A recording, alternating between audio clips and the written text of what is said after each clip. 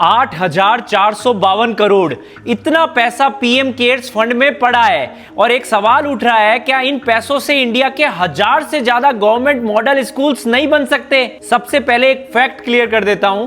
PM cares fund Covid के time बना था और कोविड रिस्पांस में 3100 करोड़ यूज भी हुआ था वेंटिलेटर्स, माइग्रेंट वर्कर्स की हेल्प और वैक्सीन डेवलपमेंट करने के लिए। लेकिन फंड खत्म नहीं हुआ। आज के फिगर्स के अकॉर्डिंग पीएम केयर्स फंड में 8,452 करोड़ हैं। इसमें 7,800 करोड़ की एफडी है, जिसे पिछले साल 475 करोड़ का इंटरेस्ट भी आया और 480 करोड़ की फ्रेश डोनेशन भी रिसीव हुई।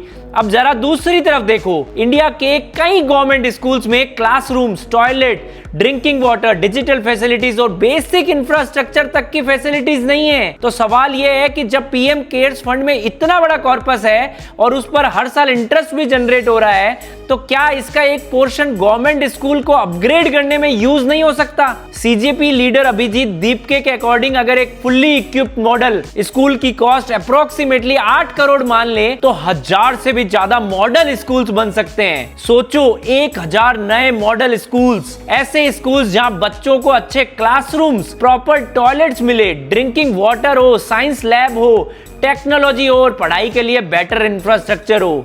तो फिर सवाल सिर्फ इतना है कि क्या पीएम केयर्स के कॉर्पस का एक carefully defined limited portion schools की बेसिक फैसिलिटी इंप्रूव करने के लिए यूज नहीं किया जा सकता? आखिर ये पैसा भी देश के लोगों ने ही कंट्रीब्यूट किया है, और अगर इसी पैसे का एक हिस्सा उन्हीं लोगों के बच्चों के बेटर फ्यूचर में लग जाए तो बुरा ही क्या है।